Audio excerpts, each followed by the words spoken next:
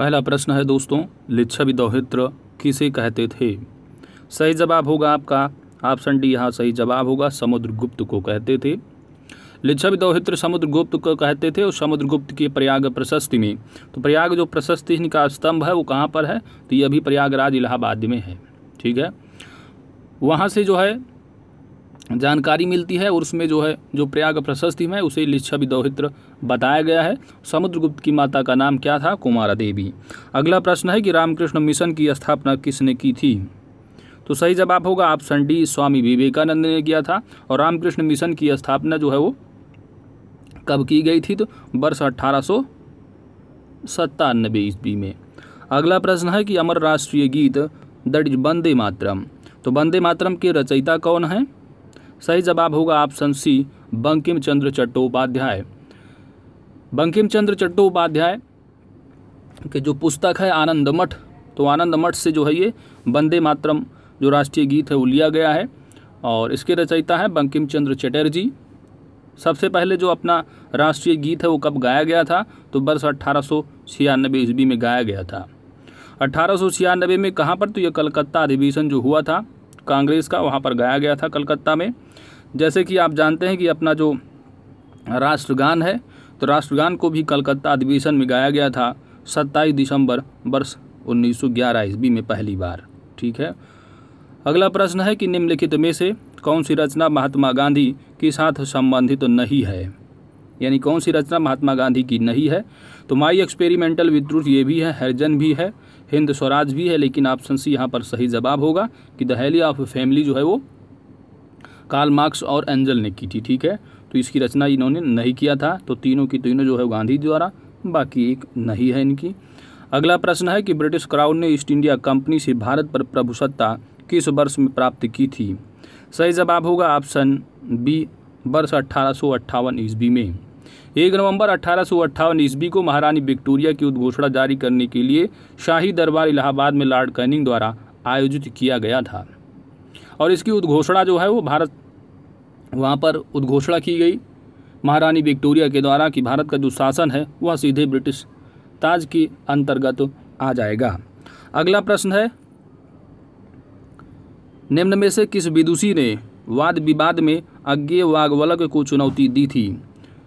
तो ये चुनौती देने वाली ये रही विदुषी मैत्रेयी। ऑप्शन सी यहाँ पर सही जवाब होगा। इम्पॉर्टेंट बात ये भी है, याद रखना है कि जो याज्ञवल्क्य गार्गी का जो संवाद का उल्लेख मिलता है वो कहाँ पर मिलता है? तो बृहद क्या है? बृहदारण्यक उपनिषद में मिलता है। अगला प्रश्न है कि शिवाजी का राज्याभिषेक कब हुआ था? सही जवाब होगा वर्ष 1674 ईस्वी में। विजयनगर राज्य की स्थापना किसने की थी? तो दो भाई थे, हरिहर और बुक्का। तो हरिहर और बुक्का नामक दो भाइयों ने 1336 ईस्वी में जो है वो स्थापना की थी। और हरिहर और बुक्का जो दोनों भाई हैं किस वंश से संबंधित हैं? तो संगम वंश। ऑप्शन बी यहाँ पर सही जवाब हो जाएगा। अगला प्रश्न है कि महमूद गजनी ने भारत पर कितनी बार आक्रमण किया है? तो महमूद गजनवी ने भारत पर 17 बार जो है आक्रमण किया था, परंतु इन आक्रमणों का जो उद्देश्य रहा वह स्थायी मुस्लिम शासन की स्थापना करना नहीं था, मात्र जो है लूटपाट करके भारत से चला जाना था। अगला प्रश्न है कि भारत सेवक समाज की स्थापना किसने की थी? भारत सेवक समाज। तो यहाँ पर सही जवाब होगा आपका ऑप्शन बी, गोपाल कृष्ण गोखले ने जो है भारत सेवक समाज की स्थापना की थी। भारत सेवक समाज को आप अक्सर पढ़ते होंगे, सर्वेंट्स ऑफ इंडिया सोसाइटी की स्थापना किसने की थी? तो गोपाल कृष्ण गोखले ने किया था। और कब? तो वर्ष 1905 ईस्वी में। अगला प्रश्न है कि किस नदी को बांग्लादेश में पद्मा के नाम से जाना जाता है? सही जवाब होगा ऑप्शन बी, गंगा नदी को बांग्लादेश में पद्मा के नाम से जाना जाता है। अगला प्रश्न है कि काजीरंगा राष्ट्रीय उद्यान किसके लिए प्रसिद्ध है? काजीरंगा राष्ट्रीय उद्यान। सही जवाब होगा आपका दोस्तों गैंडा के लिए प्रसिद्ध है। ठीक है, जो एक सींग वाले गैंडे हैं वो जो है काजीरंगा नेशनल पार्क में पाए जाते हैं। ठीक है, और आपका जो काजीरंगा नेशनल पार्क है वो कहाँ है? तो जो है असम राज्य में स्थित है। किस राज्य में? असम। एग्ज़ाम में आपके एग्ज़ाम में पूछा भी जाता है कि जो काजीरंगा राष्ट्रीय उद्यान है, नेशनल पार्क किस राज्य में है? असम में है, ठीक है। और यूनेस्को द्वारा जो है इसको विश्व धरोहर स्थलों में शामिल किया गया है काजीरंगा राष्ट्रीय उद्यान को। अगला प्रश्न, पाक जलसंधि किन दो देशों के बीच है? तो बहुत इजी क्वेश्चन है, आपका सही जवाब हो जाएगा ऑप्शन सी, भारत और श्रीलंका के बीच। एशिया की सबसे लंबी नदी का नाम क्या है? एशिया की, यहाँ पर सही जवाब होगा आपका ऑप्शन ए, यांगत्से नदी। कहाँ पर पड़ती है? तो यह चाइना में है।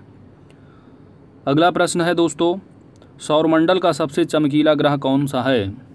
सौरमंडल का सही जवाब होगा आपका ऑप्शन डी, शुक्र। अगला प्रश्न है कि निम्नलिखित में से कौन सा एक युग्म सही सुमेलित नहीं है? तो जो आपकी 12 पंचवर्षीय योजनाएं हैं, यहाँ पर ईयर दिए गए हैं 5वीं, 8वीं, 11वीं और पहली पंचवर्षीय का। तो अगर आपने to the point note cover किया होगा तो आपको मालूम होगा दोस्तों, यहाँ पर सही जवाब आपका हो जाएगा जो 5वीं पंचवर्षीय योजना का जो कार्यकाल रहा है वह 61 से जो 65 दिया गया है, ठीक है, यह गलत है, क्योंकि जो 5वीं पंचवर्षीय योजना का कार्यकाल रहा वह 1974 ईस्वी से 79 तक, ठीक है। प्रश्न नंबर 17 है कि भारत की काली मिट्टी उत्पादन के लिए बहुत उपयुक्त होती है। तो किस फसल की बात की जा रही है? किस फसल के लिए काली मिट्टी जो है वो सर्वोत्तम होती है? सही जवाब होगा दोस्तों ऑप्शन ए, कपास की फसल के लिए।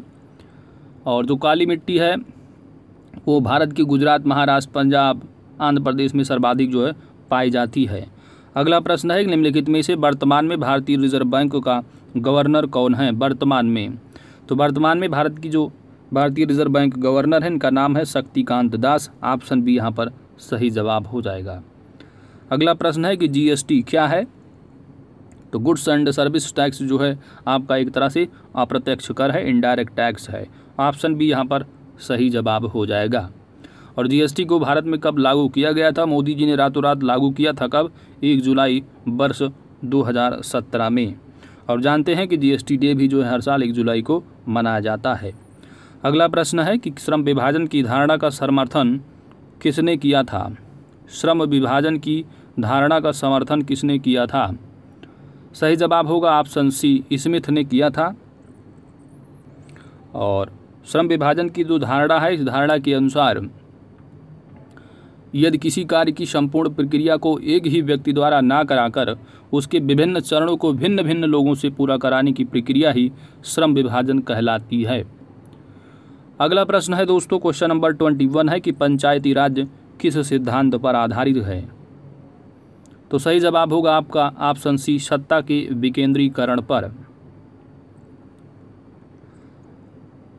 पंचायती राज जो व्यवस्था है इसका जो प्रारंभ हुआ था 2 अक्टूबर 1959 ईस्वी में नागौर डिस्ट्रिक्ट राजस्थान से। तो नागौर डिस्ट्रिक्ट भी कई बार एग्जाम में पूछा जाता है कि इस जिले में सबसे पहले पंचायती राज व्यवस्था का प्रारंभ कब किया गया था?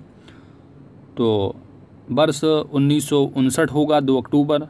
स्थान क्या होगा? तो नागौर जिला राजस्थान का।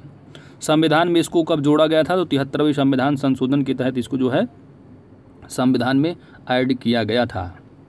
अगला प्रश्न है, भारत के मुख्य न्यायाधीश की नियुक्ति कौन करता है?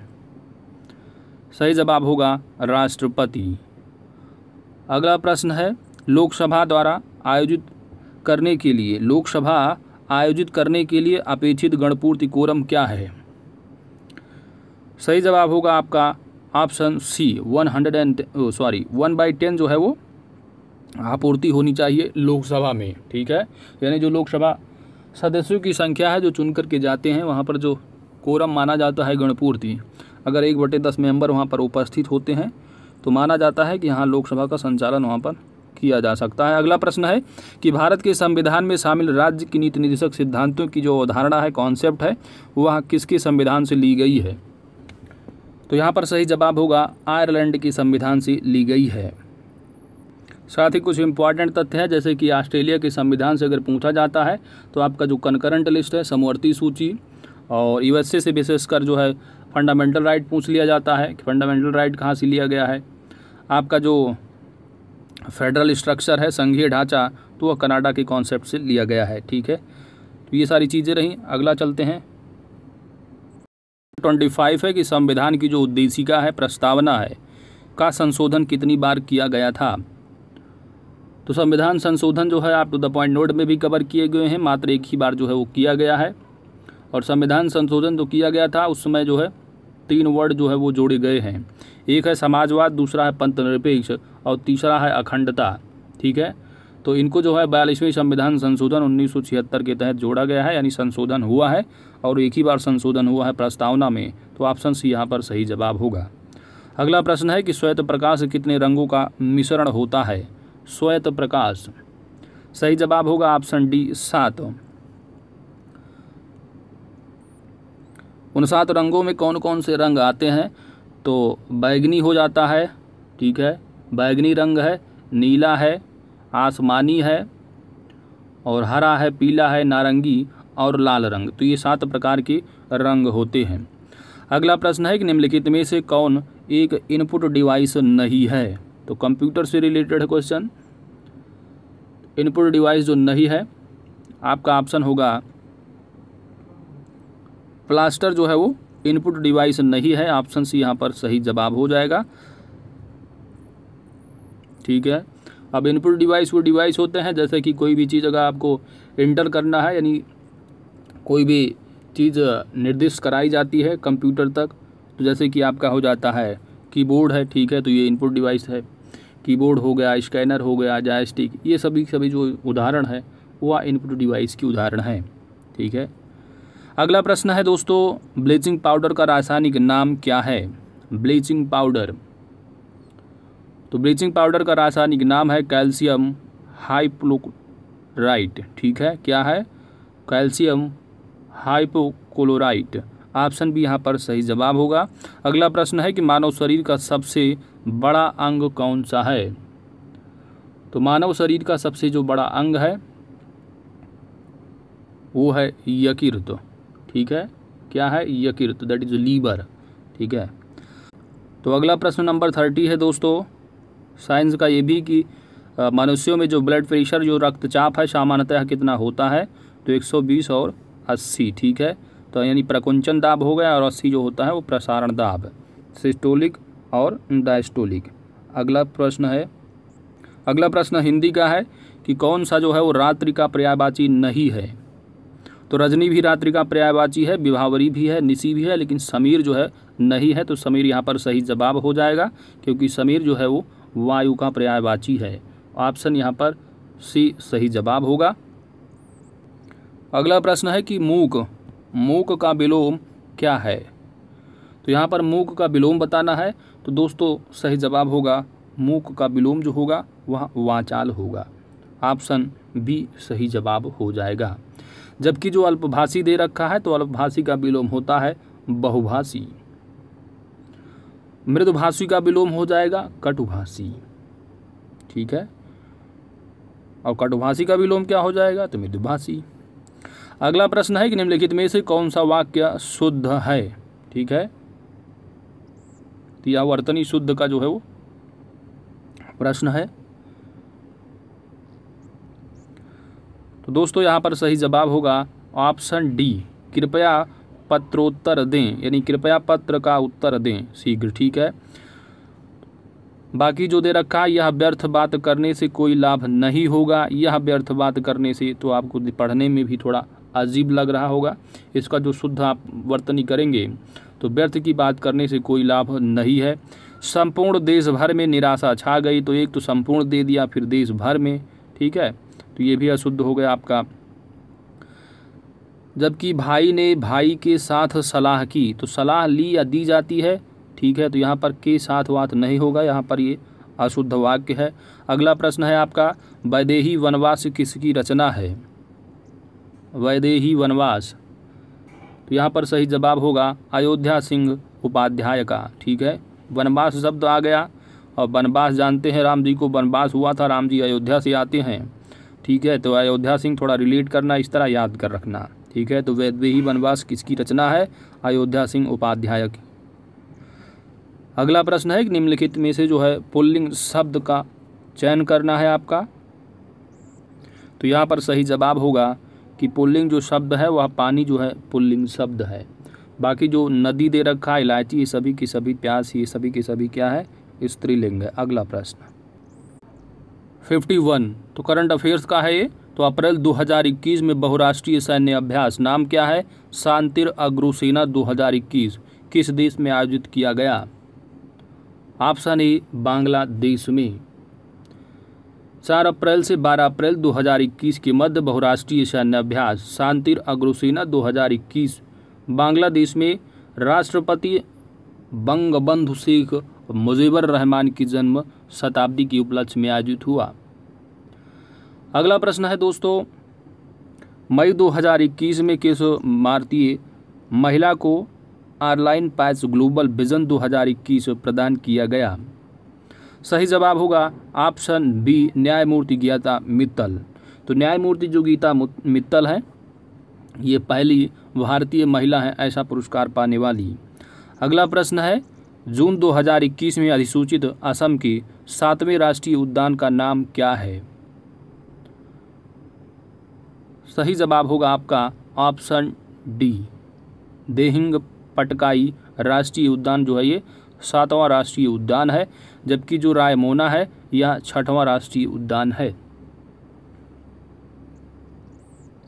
ठीक है, तो याद रखना ये सभी जो चारों के चारों दिए गए हैं ये सभी के सभी असम में पड़ते हैं। तो याद रखना अगर इन चारों में से कोई पूछ लिया जाए कि ओरंग या डिब्रू सैखोवा या देहिंग पटकाई, तो लेटेस्ट जो ऐड किए गए हैं 6ठा जो है रायमोना, 7वां ये रहा। इसमें से औरंग भी पूछा जाता है। ठीक है, तो काजीरंगा भी काफ़ी फेमस है एक सिंग अंडे वाले के लिए, तो वो भी काफ़ी एग्जाम में पूछा जाता है। अगला प्रश्न है कि मई 2021 में IFSC ने किसकी अध्यक्षता में निवेश कोष पर विशेषज्ञ समिति का गठन किया है?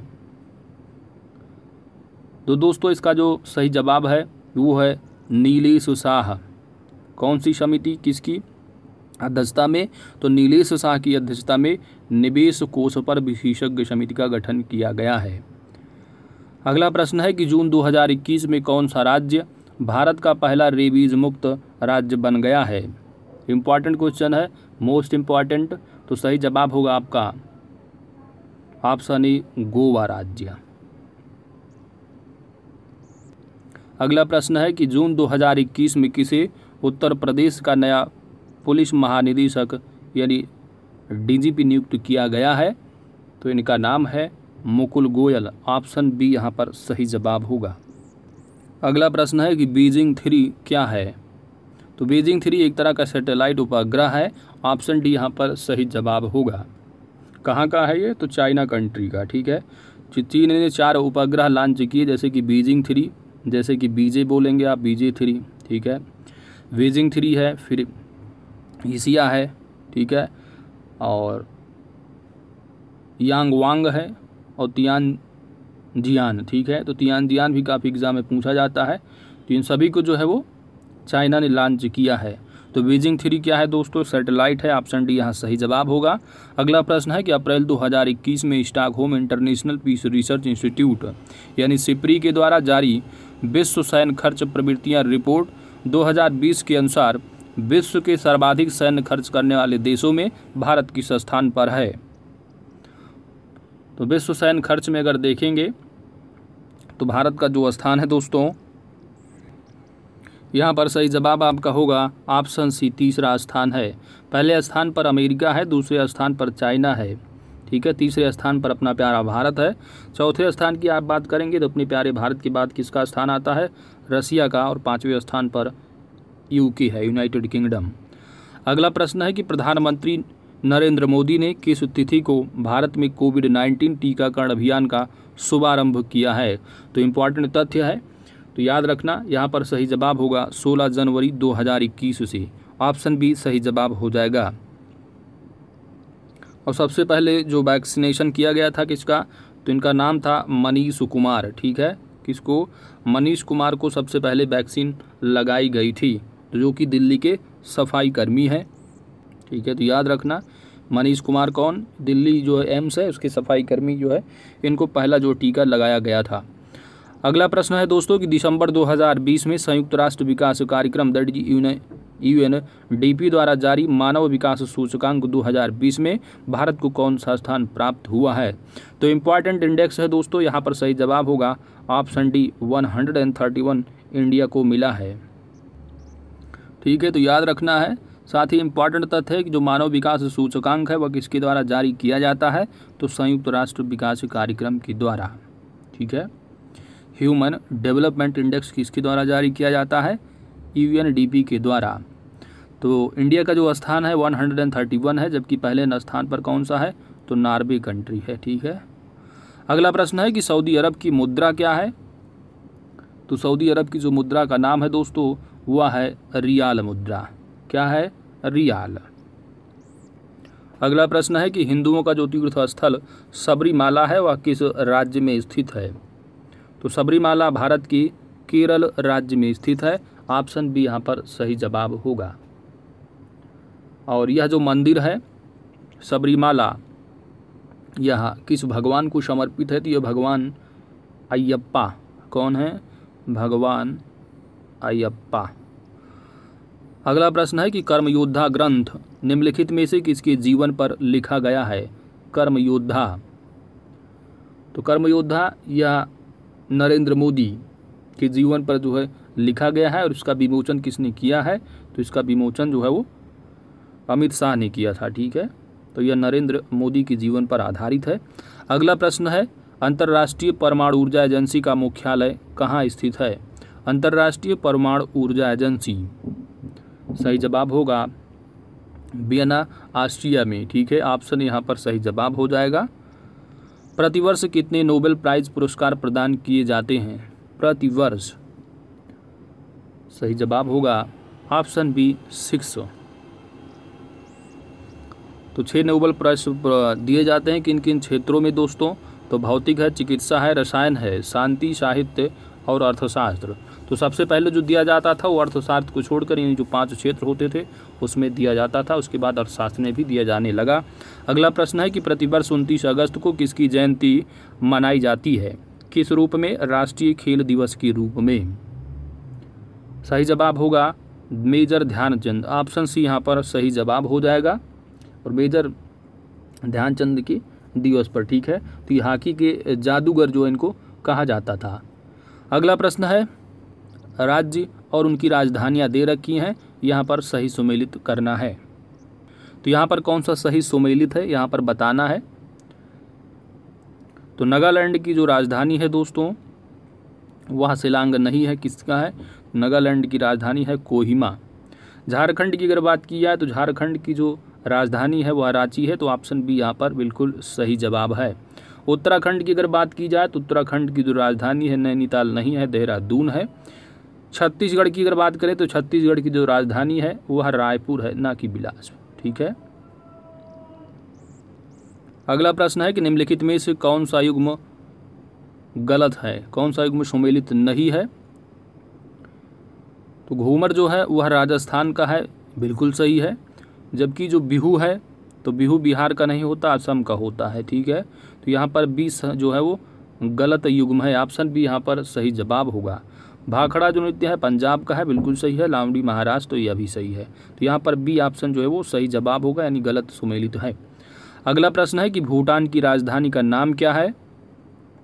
तो भूटान की राजधानी का नाम है थिम्पू, ऑप्शन डी सही जवाब होगा। भूटान को लैंड ऑफ थंडर बोल्ट भी कहा जाता है, क्या, लैंड ऑफ थंडर बोल्ट। अगला प्रश्न इस सूची को सुमेलित करना है। तो अमजद अली खान जो है यह एक सरोद वादक हैं। अली हुसैन की अगर बात की जाए तो अली हुसैन जो है शहनाई वादक हो जाएंगे। हरिप्रसाद चौरसिया, तो हरि भगवान यानी विष्णु भगवान बांसुरी तो हो जाएगा। ठीक है, तो ऑप्शन सी का A1 हो जाएगा। जबकि अल्लाह रखा, तो अल्लाह रखा का जो है ये कौन है, तो अल्लाह रखा जो हो जाएंगे तबला वादक। ठीक है, तो यानी ए का टू किस में दिख रहा है, ए तो इसमें दिख रहा है, इसमें दिख रहा है। उसके बाद बी, बी का 4 है तो बी का 4 इसी में दिख रहा है, यानी आप इसी को चूज कर लीजिए और मिला भी लीजिए, मिल भी जाएगा। सी का 1, ठीक है, और डी का 3, तो ऑप्शन सी यहाँ पर सही जवाब हो जाएगा। तो दोस्तों इसी तरह हम लोगों ने जी के जीएस का जो आपका पार्ट रहा वो फिनिश कर लिया, कंप्लीट हो गया, ठीक है। तो अगर हमारी वीडियो आपको अच्छी लगी है तो वीडियो को लाइक ज़रूर कीजिएगा, चैनल पर नए हैं तो सब्सक्राइब कर लीजिएगा दोस्तों। अगर आपको कंप्लीट 10 प्रैक्टिस सेट की पीडीएफ चाहिए तो हमारे टेलीग्राम चैनल को आप ज्वाइन कर सकते हैं, वहाँ पर डाउनलोड करके अच्छे से रिवाइज भी कर सकते हैं। Thanks for watching.